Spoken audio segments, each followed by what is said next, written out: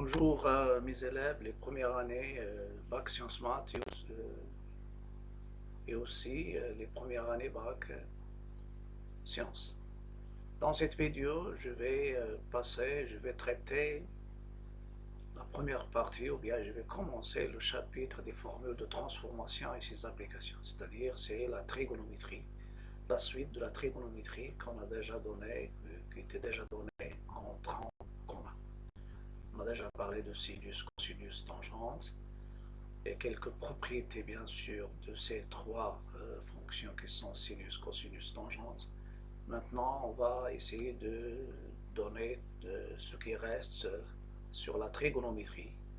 Ce sont les formules de transformation, c'est-à-dire cosinus, sinus et tangente de la somme et de la différence et ses applications, ce qu'on appelle les formules d'addition. Ce sont les formules d'addition.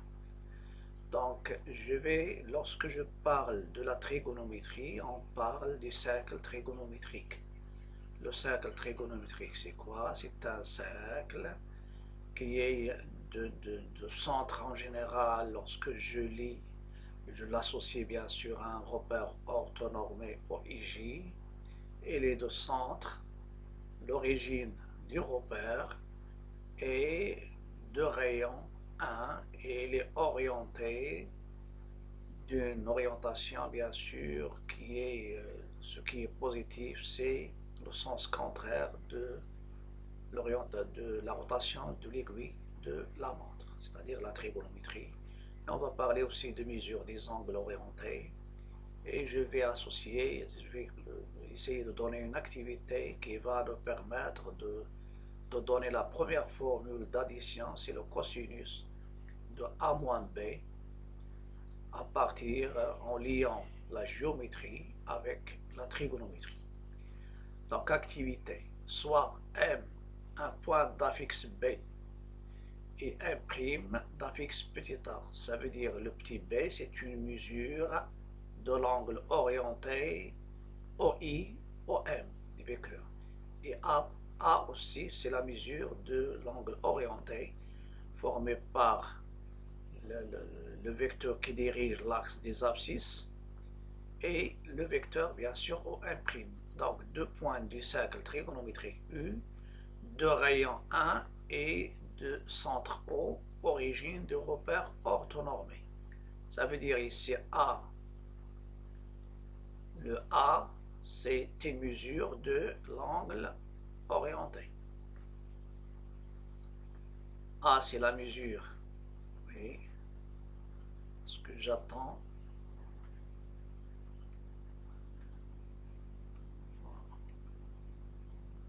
Démarrage avec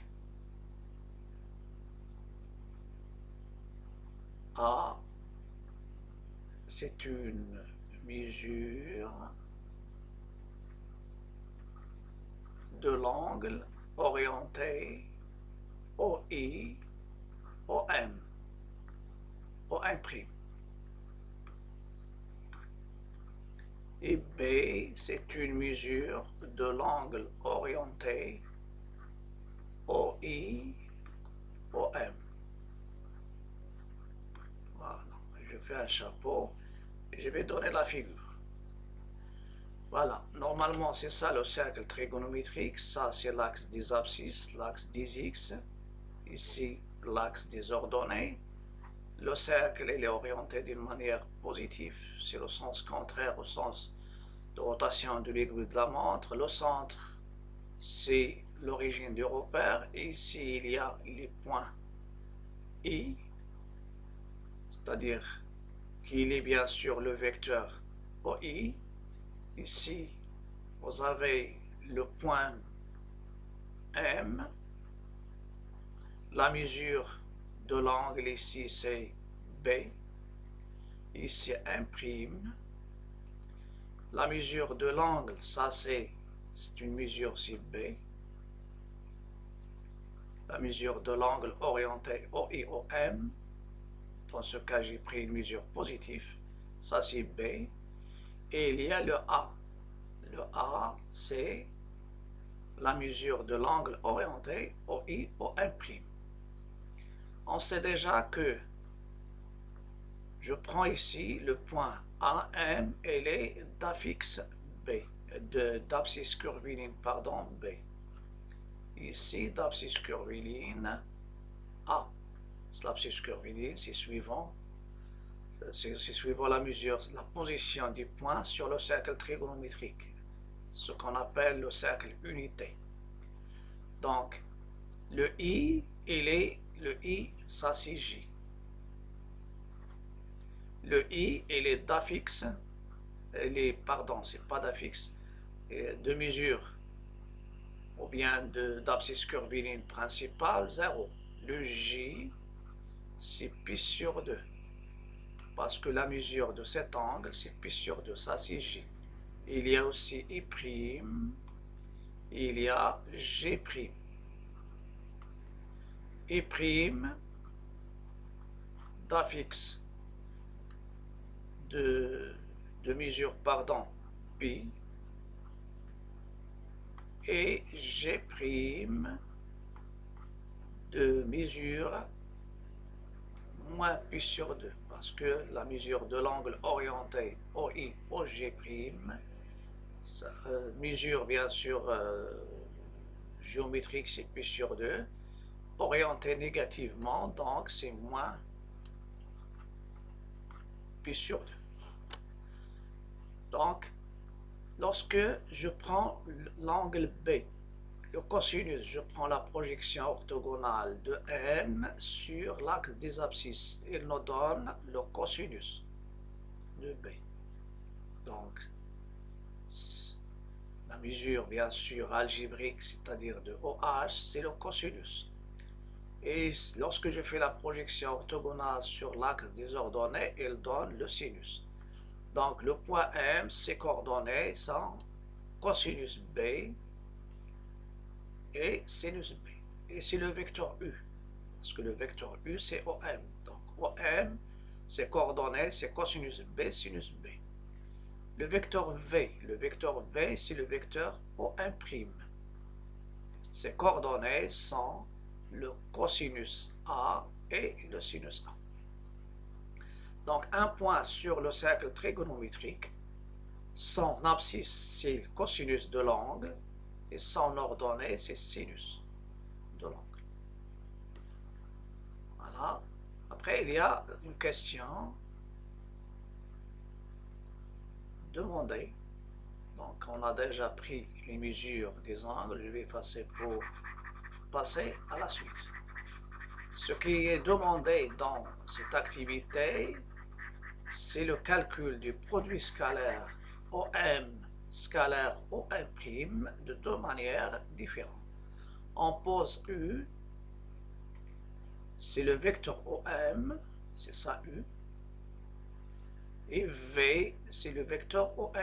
Calcule le produit scalaire U scalaire V, c'est-à-dire OM scalaire OM', de deux manières différentes, puis en déduire que le cosinus de A moins B, il est égal cosinus A cosinus B plus sinus A sinus B. Je vais passer maintenant aux solutions.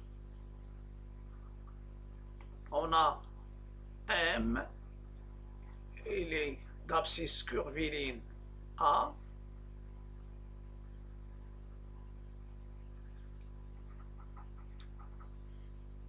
je prends d'abord. Maintenant, je vais donner, donc M, il est de coordonnées cosinus B, sinus B. Et M' de coordonnées cosinus A, sinus A. Car M, il appartient au cercle unité, et M', il appartient aussi au cercle unité, c'est-à-dire le cercle trigonométrique. Chaque fois, la trigonométrie, il utilise le cercle de centre en général, l'origine des repères et la mesure de l'angle. La mesure de l'angle OI, OM, de l'angle orienté. Cette mesure, c'est B. Je vais sûr, mais il y a B plus, ajouter plus les deux KP.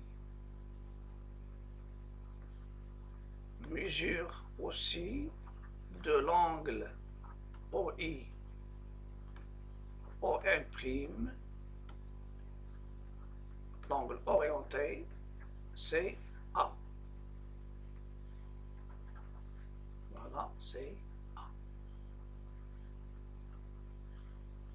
Donc, quelles sont les coordonnées les coordonnées des vecteurs OM? OM, c'est cosinus B, parce que l'origine c'est 0, et le sinus B. OM', les coordonnées, c'est cosinus A et sinus A. Donc, le produit scalaire OM', d'après l'analytique du produit scalaire, c'est XX' plus YY'. Donc, c'est cos A cosinus B plus sinus A sinus B. Donc, ça, c'est la première. La deuxième chose, d'après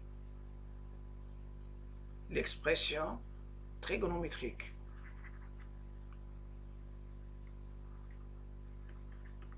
D'après l'expression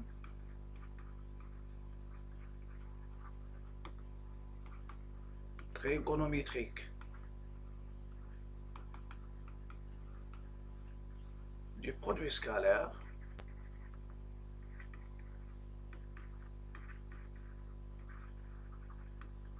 celle-ci, je n'ai pas rappelé, mais c'est l'expression analytique du produit scalaire. Vous avez OM scalaire OM',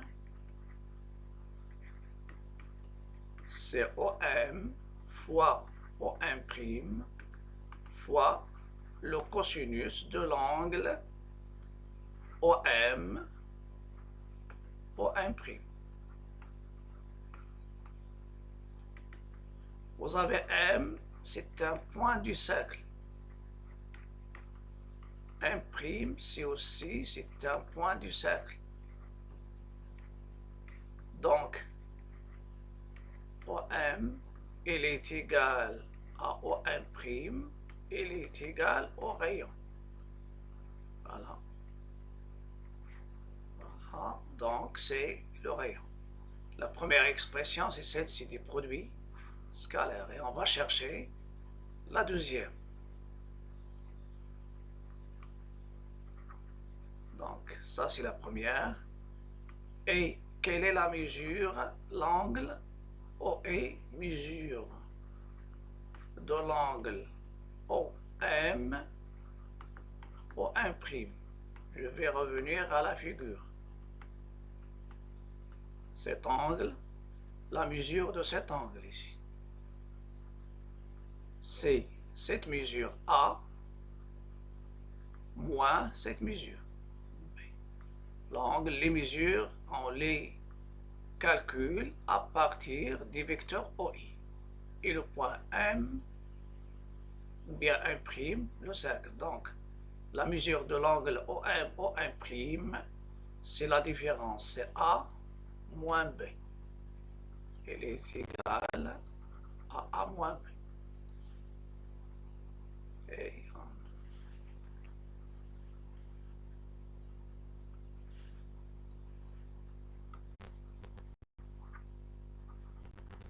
donc, le produit scalaire OM scalaire OM', la distance OM c'est 1, la distance OM' c'est 1, et la mesure de l'angle c'est A moins B. Donc ça va vous donner cosinus de A moins B. Ça c'est 2. Donc de l'expression analytique et de l'expression trigonométrique, j'obtiens la première formule d'addition. Le cosinus de A moins B, c'est cosinus A, cosinus B, moins sinus A, sinus B. Après, donc ça c'est la première. On va essayer de déduire l'addition. Cosinus de la somme. N'oubliez pas que A et B, ce sont des nombres réels. C'est-à-dire ici, lorsque je dis une mesure, A c'est une mesure et B c'est une mesure. Donc A c'est un nombre réel et B c'est un nombre réel. Il peut être positif, négatif ou nul. Voilà. Cosinus de A plus B. Je l'écris, c'est le cosinus de A moins B. Et j'applique la première règle. Ça, c'est comme si vous avez B', cos de A moins B' avec B', c'est moins B. Donc, c'est cosinus A, cosinus moins B, plus sinus A, sinus de moins B. Vous savez, pour sinus et cosinus, sinus, quel que soit x appartenant à R, le cosinus est une fonction paire égale cosinus x. Et le sinus, c'est une fonction impaire. Voilà, on rappelle bien sûr les formules.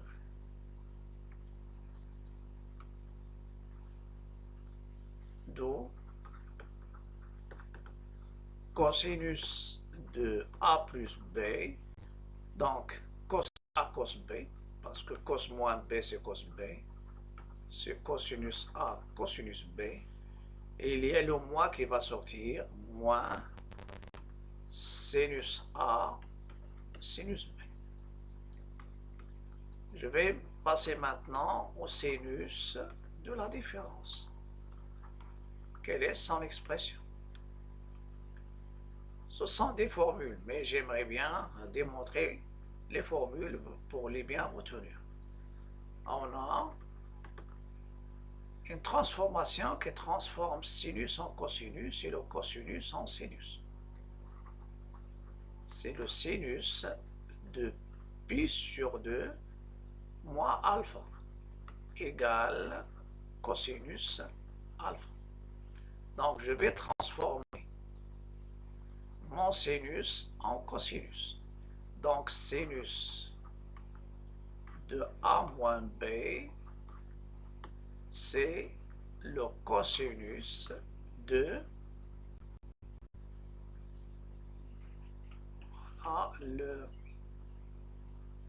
si je veux le transformer en sinus et en cosinus, je donne même l'autre aussi. Et je vais voir quelle est la bonne que je vais utiliser. Voilà. Et vous avez la même chose, cosinus pi sur 2 moins alpha, c'est le sinus alpha. Donc, ça, c'est une leçon des règles. Donc, c'est pourquoi je donne les règles. Donc, sinus de A moins B, c'est le cosinus de pi sur 2, c'est-à-dire ça, je le prends, c'est le alpha. C'est le cosinus de pi sur 2 moins A moins B. Le alpha, c'est ça. Donc, c'est le cosinus de pi sur 2 moins A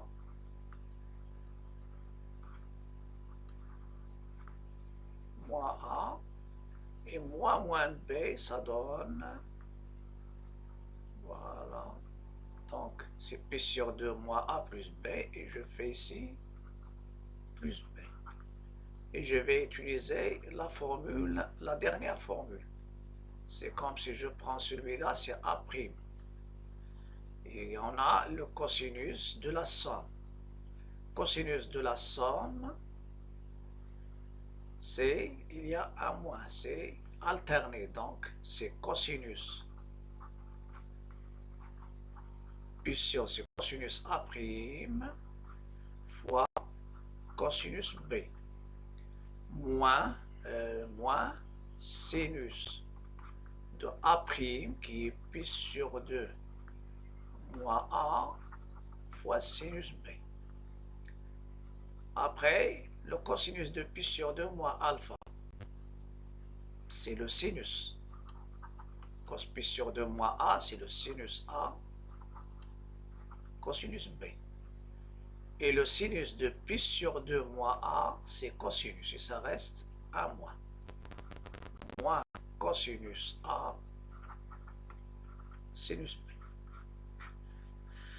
Donc, sinus de la différence, donc alterné, c'est sinus, cosinus, moins cosinus, sinus. Et pour trouver la dernière formule d'addition qui est le sinus de la somme, j'utilise la même règle. C'est sinus de la somme, ça sera le sinus de A moins B. J'utilise les mêmes règles, j'utilise des propriétés de la parité de sinus et de cosinus, et ça va me donner sinus de la somme, c'est sinus A cos B plus cosinus A sinus B. Et je passe maintenant aux formules. Proposition, soit A et B, deux réels. On a d'après ce qui précède, le cosinus de A plus B, c'est cos A cos B moins sinus A sinus B.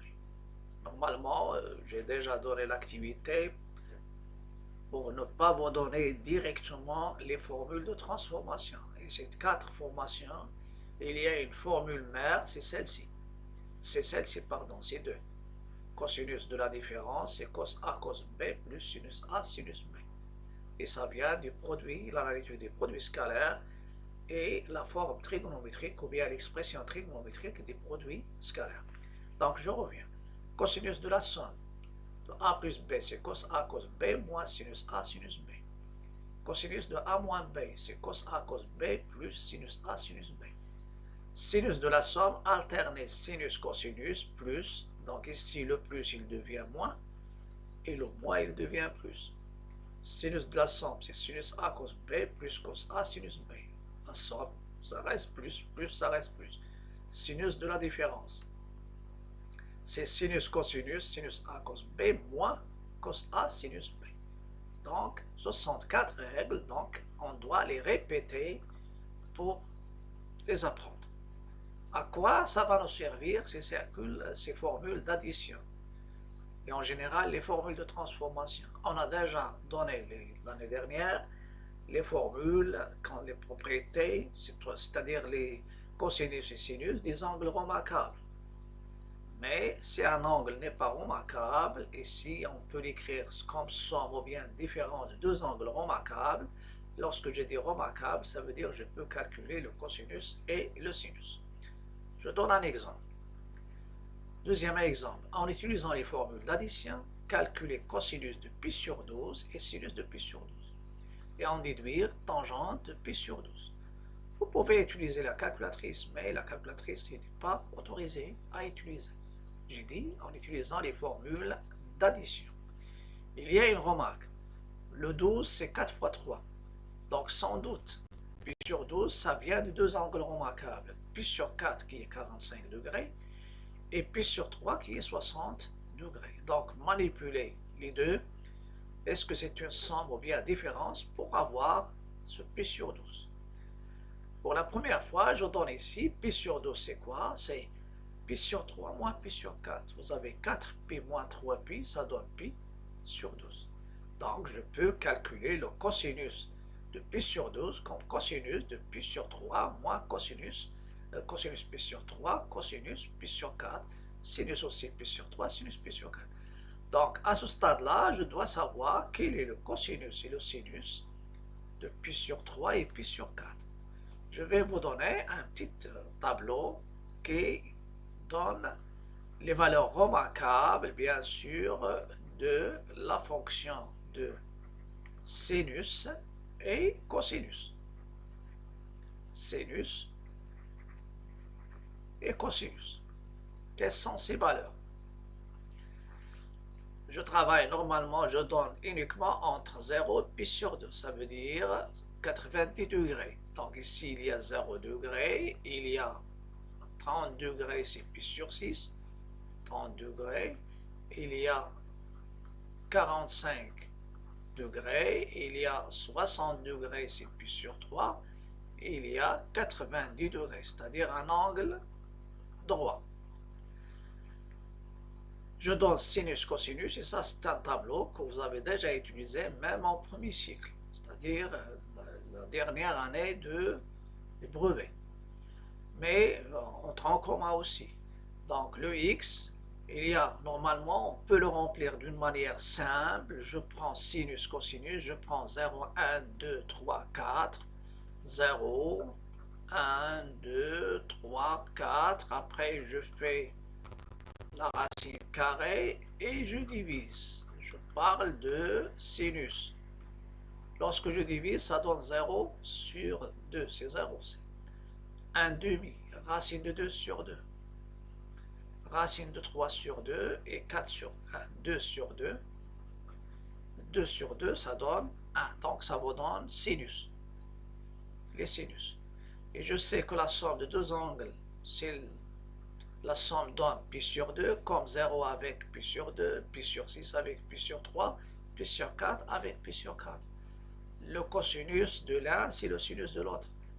Donc, si je prends par exemple 0 avec pi sur 2, le cosinus de 0, c'est le sinus de pi sur 2. La même chose pour pi sur 6, pi sur 3. Le cosinus de pi sur 3, c'est le sinus de pi sur 6. Celui-là, ça vient, le cosinus de pi sur 5, c'est sinus de pi sur 5, et sont égaux à racine de 2 sur 2. Donc une fois que je remplis la première ligne, essayez de renverser, de prendre la dernière, la valeur, c'est-à-dire, dernière case, ça sera la première et inversement. Voilà. Donc j'ai commencé 0, 1 demi, racine de 2 sur 2, racine de 3 sur 2, 1. Pour le cosinus, je renverse 1, racine de 3 sur 2, racine de 2 sur 2, c'est le centre, 1 demi, 0. Donc, à vous de calculer maintenant. Et la tangente, sinus, cosinus, la tangente, c'est le rapport des deux. Donc, une fois que vous avez ce tableau, vous pouvez calculer le cosinus et le sinus de pi sur 12 en se basant sur ce petit tableau de référence. N'oubliez pas aussi que le cosinus de pi, c'est moins 1. Le sinus de pi, c'est 0. Et ce tableau, vous pouvez faire la lecture sur le cercle trigonométrique. Je passe maintenant aux solutions.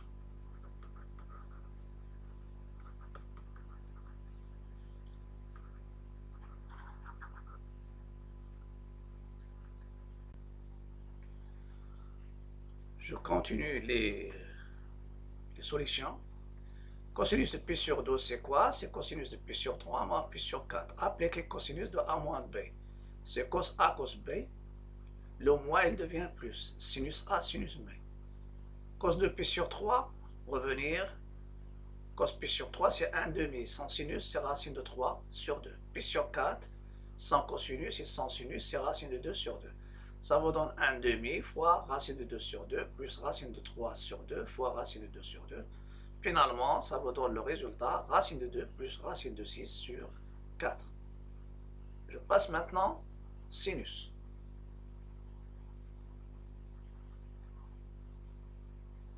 Pour le sinus, sinus de pi sur 12, c'est quoi? C'est sinus de pi sur 3 moins sinus de pi sur 4.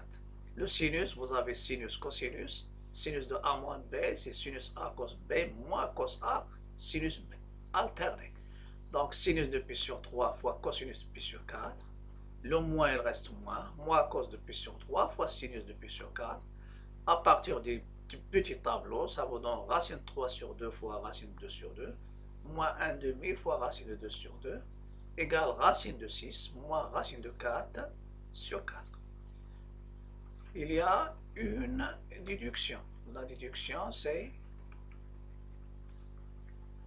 le calcul de tangente de pi sur 12. C'est sinus de pi sur 12 sur cosinus. Il y a une formule de tangente que je vais vous donner après. Donc, sinus, c'est quoi? C'est racine de 6 moins racine de 2 sur 2, racine de 6 plus racine de 2 sur 2. Simplifie les deux. Ça va vous donner tangente de pi sur 12. C'est le rapport, c'est racine de 6 moins racine de 2 sur racine de 6 plus racine de 2. Utilisez le conjugué du dénominateur. Racine de 6 plus racine de 2 fois la racine de 6 moins racine de 2. Et en gros, ça va vous donner racine de 6 moins racine de 2 fois la racine de 6 moins racine de 2. En haut, c'est une identité remarquable. Et en bas, c'est une identité remarquable. A plus B fois A moins B, c'est A carré, donc c'est A carré moins B carré, donc ça donne 6 moins 2. Donc celle-ci, c'est quoi? C'est racine de 6 moins racine de 2, racine de 6 moins racine de 2 au carré, sur racine de 6 au carré moins racine de 2 au carré.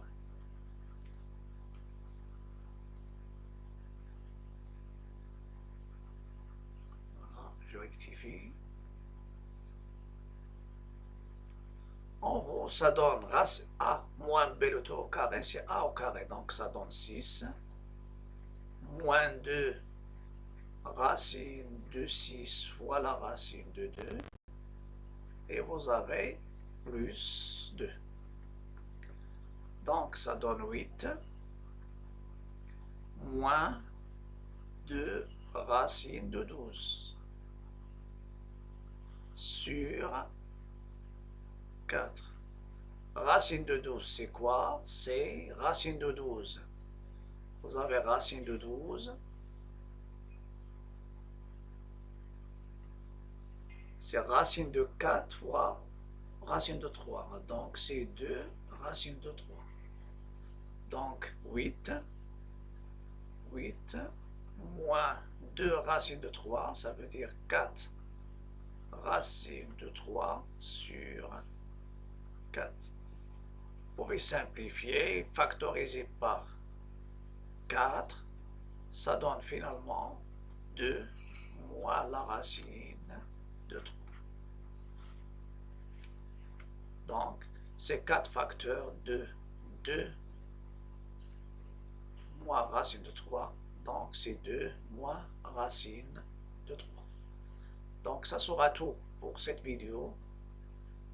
À la prochaine, je vais continuer le tangente de la somme, tangente de la différence. Et on va traiter les exercices sur cette première partie de formule. Avant de vous quitter, je vous invite à cliquer sur le bouton s'abonner, aussi liker, partager et commenter. À bientôt.